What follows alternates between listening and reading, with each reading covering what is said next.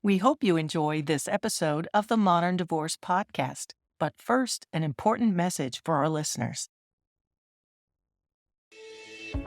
Hi, this is attorney Billie Tarascio, and my partner Jilli and I have created a resource for you if you are representing yourself in family court. No one should go into family court without knowing the basics, and we will teach you everything you need to know at Win Without Law School to represent yourself with confidence. We'll teach you how to get exhibits in, how to draft your pretrial statements, and how to speak to the judge so the judge will listen. We'll teach you how to defend against false accusations and everything you need to know to be an effective advocate, both if you're negotiating or if you're presenting evidence. Don't wait. Go to winwithoutlawschool.com. We can help you. Hello and welcome to another episode of the Modern Divorce Podcast. I am your host, Billie Tarascio with Modern Law and Win Without Law School. And today I am joined by two local professional women. Together they are Girls Mentorship. Mary and Jill, welcome to the show. Hello, Billie, and hello, everyone. Hi there. Welcome. I'm so happy to have you here. So I would love to hear a little bit about Girls Mentorship. What was the vision? What do you do? Girls Mentorship, holy Moses, the vision is large. I will just say that. And we were so grateful to get connected with you because our vision is to really help girls be equipped with the tools and skills that they need to be the best version of themselves. And that might sound a little lofty. So what does that mean? It's practical things that they can implement in their life to overcome fear, use critical thinking skills, develop self-confidence, all of these things that we're seeing lacking or severely lagging very, very hard in this generation of kids. And I don't just want to make it seem like this generation of kids problem. It's been a problem for a really long time. We're just in the era of acceleration.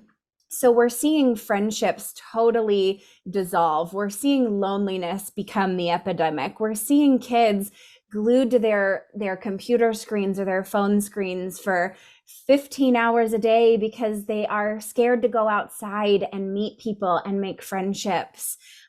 So our vision for this company is to empower the next generation of incredible leaders be their best, brightest, and most confident selves. I love that. I love that. So the company started during COVID, right? It did. Yep. This is Jill's voice. You're going to hear two of us. In the middle of my kitchen, Mary and I were COVID friends, and thank goodness for each other because I was craving adult interaction, and truly we were having incredible conversations around, man, what do you think these kids are feeling and doing? Because they won't have that same connection as we do as adults right now. We're making the choice to have friendship during this time, but everything got stripped away from them, as we all know. And both of our backgrounds I came from the corporate world. Mary owned a CrossFit gym, and we connect over personal growth and development. That really is the foundation of our friendship. It's where most of our big conversations come from. We're not just like talking about the weather type of people to one another. So in 2020, we really asked ourselves the questions like, what would we do? What would we have done with the skills and strategies and foundation that we've built over the last decade if we were 11, 12, so on and so forth? So that really got us dreaming. And we said, you know what? Why don't we put something out there to test this idea? Because let's throw caution to the wind. Kids are suffering and they need a space. And what way to just say, you know what? Let's support them. So we put on an online camp for 4 weeks, and from the start to the end, it was transformational. And we looked at each other after those 4 weeks and we were like, we have something here. We can't just stop now, knowing that we supported girls and taught girls things that they were so fearful of, that they didn't want to go out and try for the basketball team because they didn't know how to overcome the fear that was holding them back. So workshopping and coaching, it was so amazing that we said, all right, let's put it out to the world. I love that. I love that so much because I'm a mom and I have two older teens and then I have an 11-year-old boy and so those are all boys. My daughter is younger, but I know I know for a fact children crave depth. Mm, 100%. They crave everything that you're talking about. They want to go deep and be meaningful and have real connections. But our society, our culture isn't set up to create that space. And so you're creating intentional space where kids know they're going to show up and they're going to go deep. And I bet they love it. And they It do. takes them a minute because Yeah. they haven't, what you just pointed out, they haven't experienced conversations like the ones we present and subject matters like the ones we talk about. But you get them in the room, they're fearful of it. They come kicking and screaming. The number one most frequently asked question that we get is, how do I convince my daughter that this is something that she will love? And we're like, you get her here, we'll do the convincing. Like, I get it. You might have to shove her in the car, but get her here and she will see that this is a space that she really loves. It takes about a half a day to a day if we're talking camps or longevity. But once we start to tear down walls, which Jill and I have a really good knack for getting deep really quickly and building trust really quickly, they walk away so happy. Yeah. The reviews and the reflections that we get from both participants and parents, something I'll never get over, something we will take to our grave as one of the largest accomplishments we've ever seen, experienced in our lifetime. That's so exciting. So exciting. I love it. So tell me about the camps. What are the offerings today? Because I'm assuming they're not 4-week online courses anymore. Not No, anymore. Not anymore. We've shifted. So we do in-person experiences, and I think we've been rumbling with the word camp because when we think of camp, we sometimes think of like an entertainment camp. But to your point, we are a program. We are teaching these girls skills that will be transferable now and as she grows into adulthood.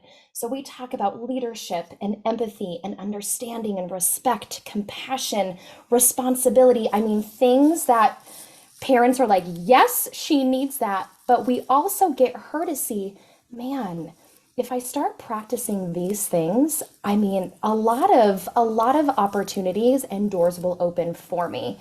So our camps are really intentional.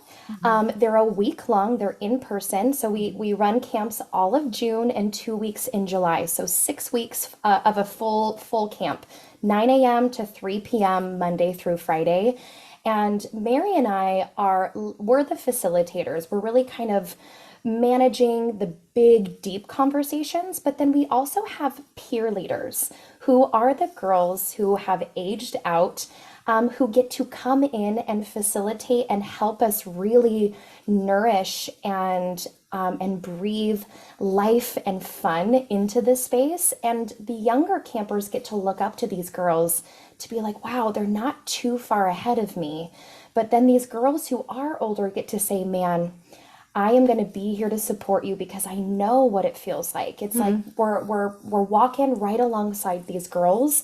No one is ahead of one another, and we really try to make that very, very clear as far as who we get to be for these girls. What ages are the camps geared towards? So our participants are 10 to 13. Now, mind you, we've had some 9-year-olds. I think a mom even really trusted that her 8-year-old would do well over the week. And by golly, she did. So the age is loosely geared towards 10 to 13-year-olds. And then we're taking 15 plus for our peer mentorship, our peer leadership team to be those ones that come back and say, hey, we've done this work and here's how it's impacted us. But 10 to 13 is the recommended age range. That seems just perfect. Just like the perfect age. I love it. I absolutely love it. So how did you come up with your programming? Did you come up with it yourselves? A lot of trial and error. We A did. lot of spaghetti has been thrown on the walls around this house. Yes. So like Jill hinted to, I owned a CrossFit gym. So programming was obviously a big thing, right? Goal setting was a big thing. Watching people fail and having to work them through the failure was a big thing. So it's funny looking back through that rearview mirror as to how many of those transferable skills have come up.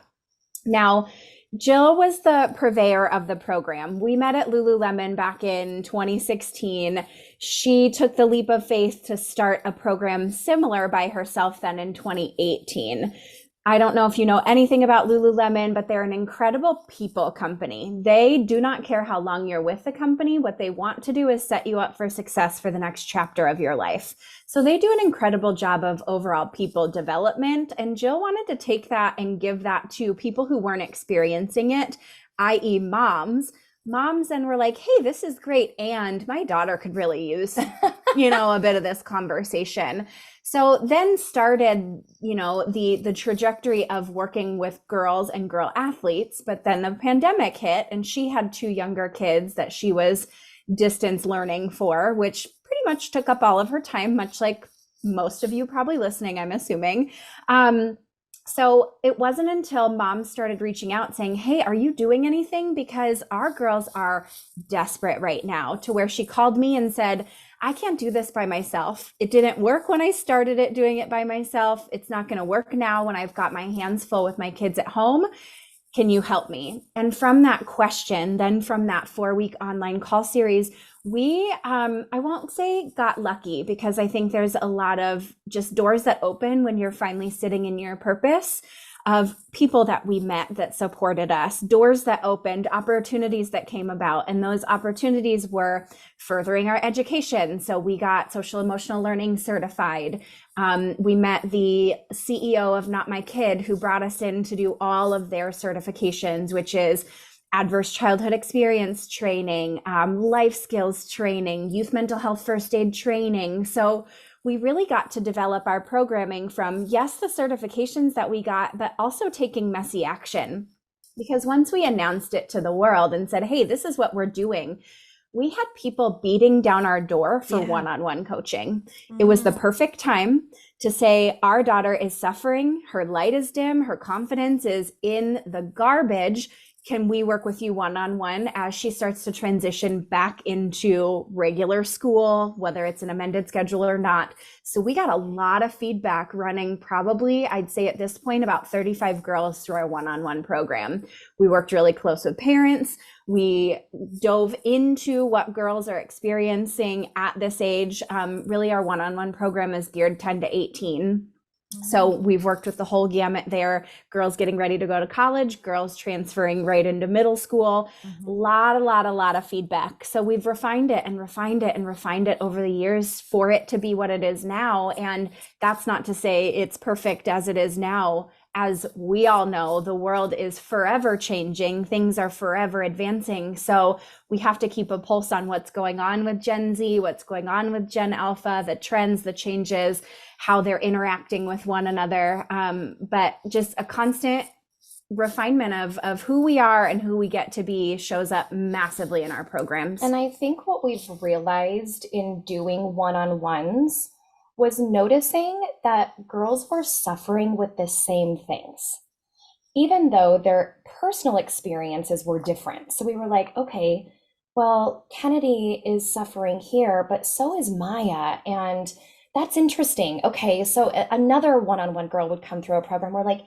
man, we're noticing the same trends. So what happens if we flipped the model to say, as opposed to a one-to-one, how can we do a one-to-many? But still, to your point, speak to them like their experience really does matter. And it's important for them to say, like, I own that my experience, but look at these other people who are going through the same thing to make you feel like you're not alone. So how do we go deep fast? How do we talk about it in a very safe container and give them the right tools to say, okay, this is how I move forward? So these days, are you doing both individual one-on-one coaching and group camps? Yes. We have definitely shifted our one-on-one program. I'm not going to say to the back burner, but to be one of our like upper echelon programs. So if your kids have gone through some sort of group program with us or gone to summer camps and you feel like she needs more, we will happily entertain the idea of taking her through our one-on-one program. But we love the idea of group aspects because we get to not only coach her directly, but she gets to then see what everyone else is going through. And those moments are some of the most special that I can Magic. recall to this moment in time, right? When somebody says, well, I've been bullied in school because of the way I look.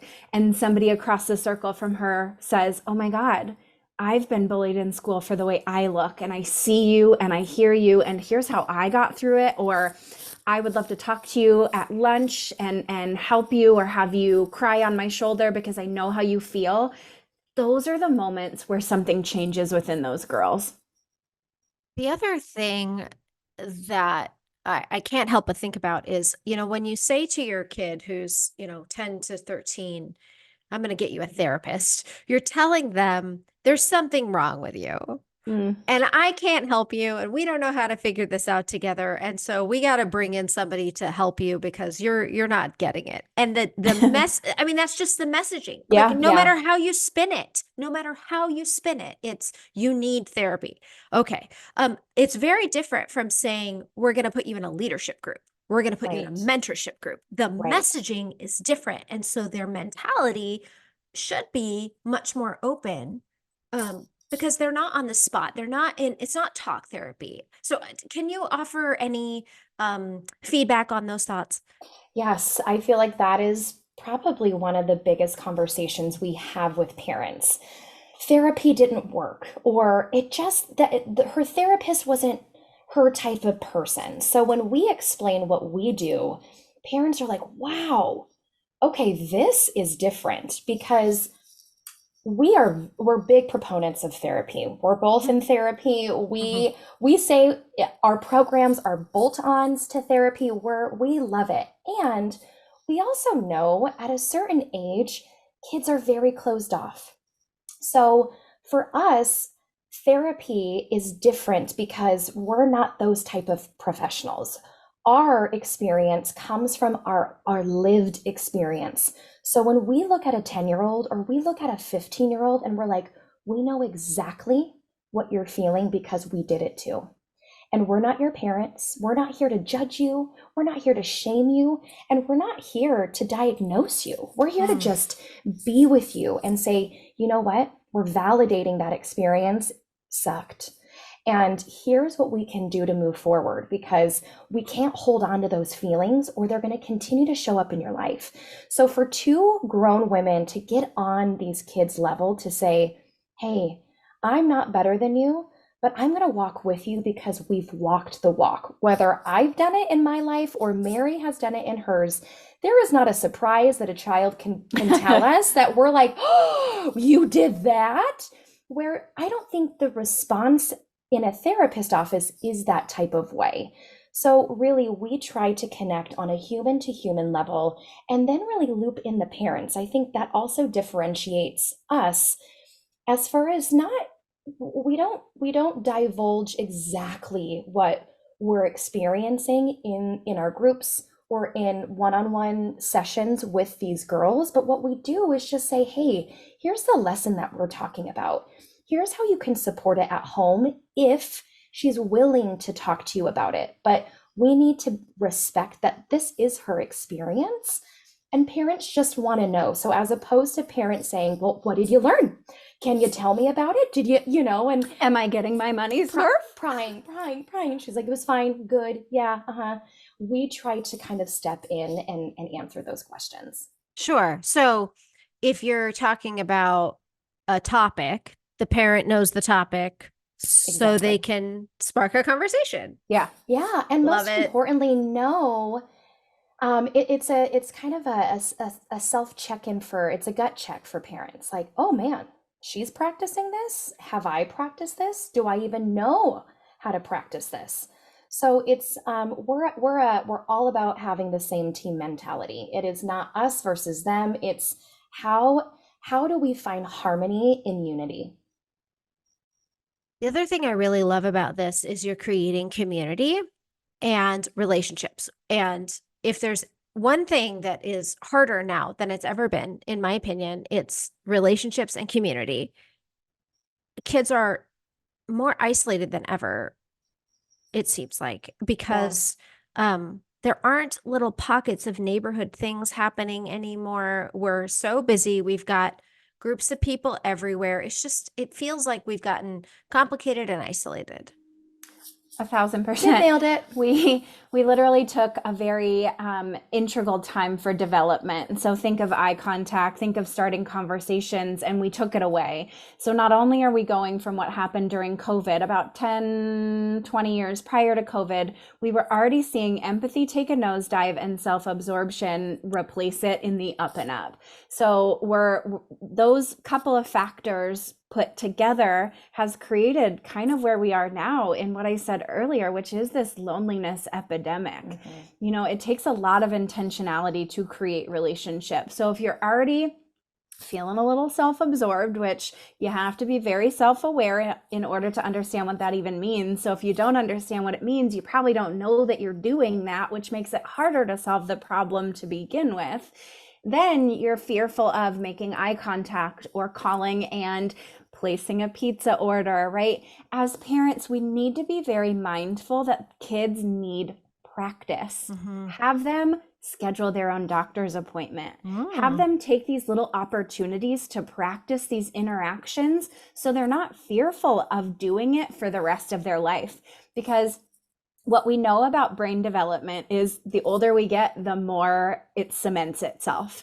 They say that your personality is your personality is your personality pretty much by the time you hit 30. So if you're nervous and you're more introverted already, which there's nothing wrong with an introvert, we work with plenty of introverts, but if those are your tendencies and you don't take opportunities through your development, through the really integral stages of development that you have in your preteens, then your teens, and your young adulthood, to work your way out of your shell and feel comfortable with interactions, and you're going to be really uncomfortable being lonely the rest of your life, right? We're turning towards things like AI. I mean, Facebook paid millions upon millions upon millions of dollars to local celebrities over the last year to develop AIs that look and sound just like them. So you can have a relationship with Kendall Jenner, aka Billie, whenever you want to. Open up your Facebook or Instagram Messenger and start talking to Kendall Jenner. Who needs friends? Right. That's not the interactions that we're looking to help foster in the girls that we work with, though. Well, so you're right in terms of the opportunity for community and to see people outside of their school, outside of their norm, is really, really, really important because it gives them that opportunity to simply put in the reps. Well, Absolutely. and we want them to realize that if they practice now in person, this is what real life is going to look like.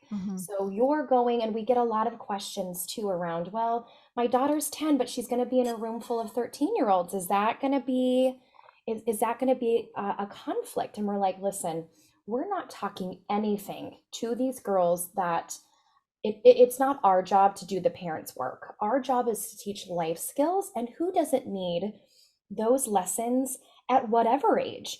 But what we love to say is, if they can practice now being in a room of girls in different ages, imagine when they are in the working world and the corporate world. And, this daughter of yours is going to go off to her first job and she's 21, but her boss is 45.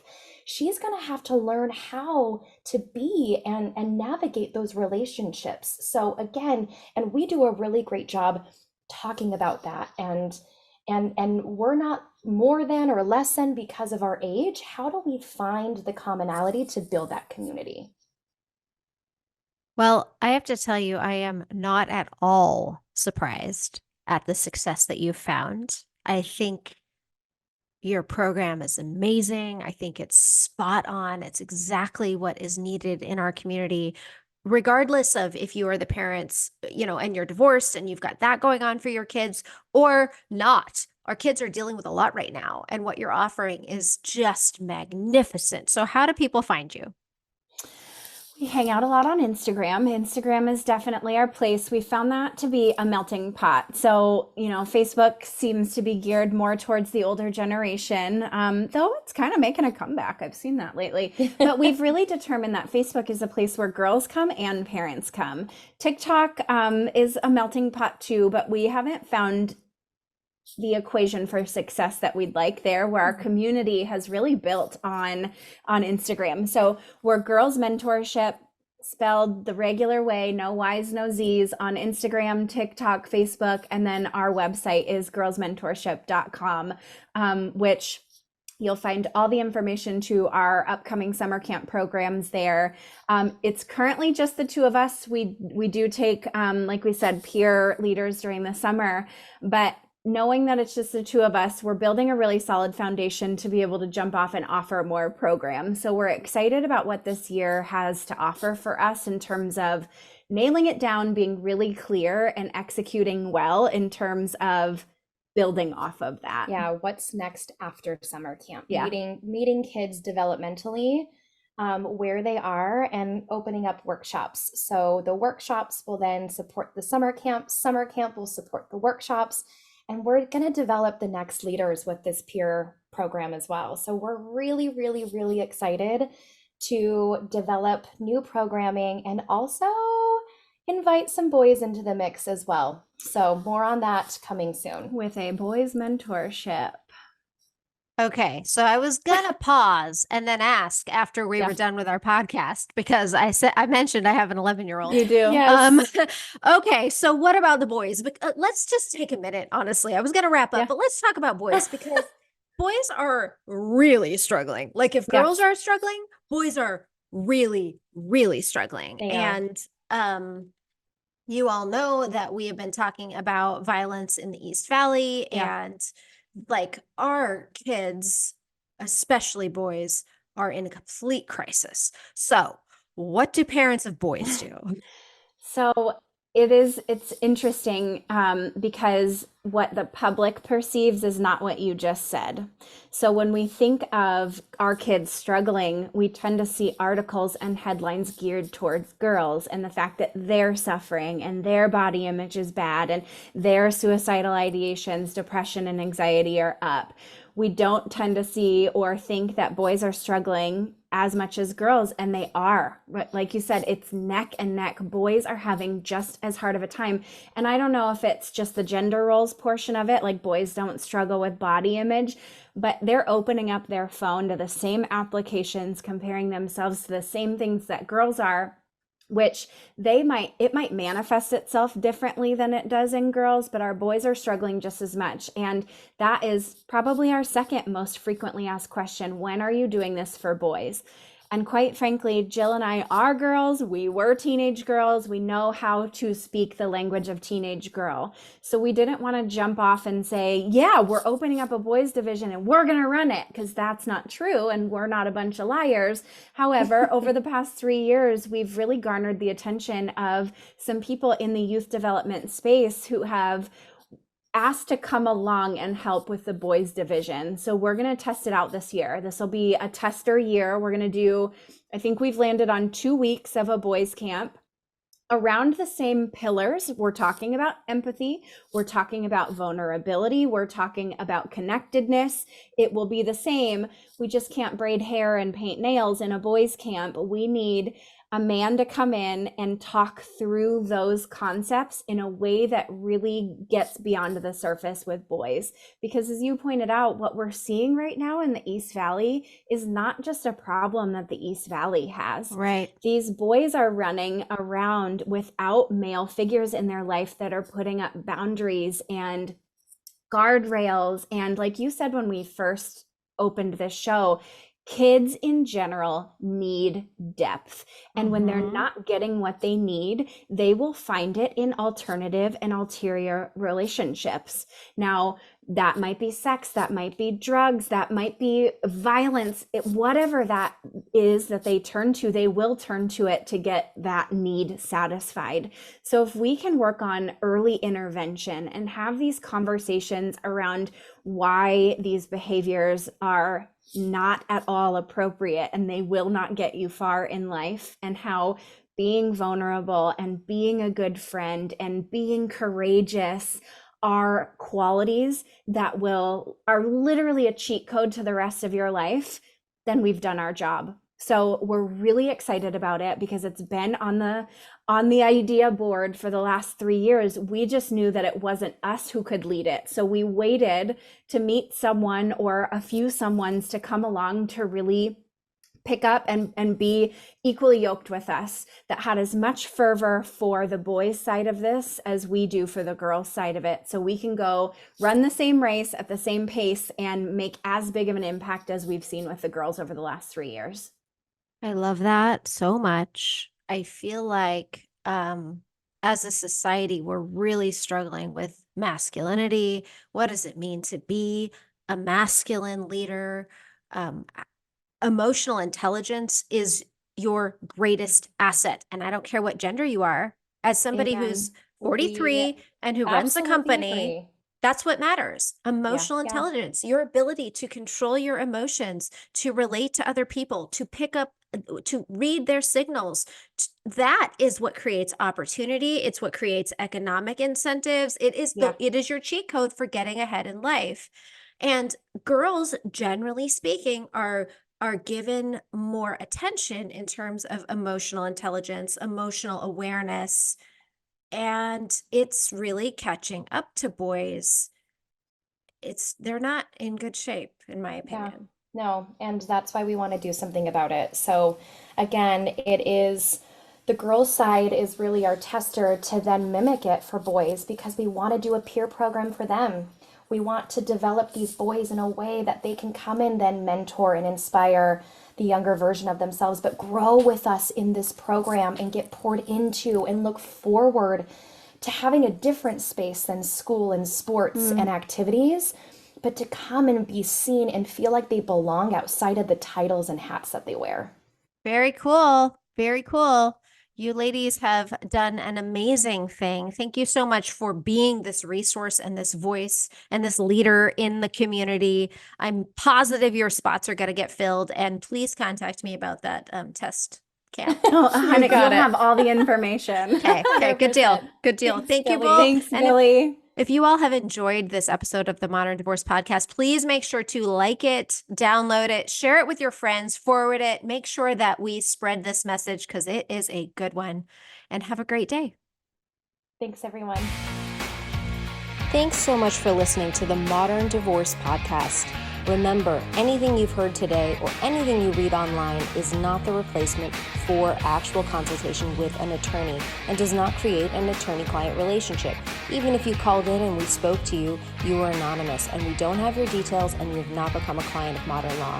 However, we would love to speak with you, or you should seek out the advice of legal counsel or counseling or any other expert near you. And if you have an idea for a show topic or you need to speak with an attorney in Arizona, you can reach me at info@mymodernlaw.com.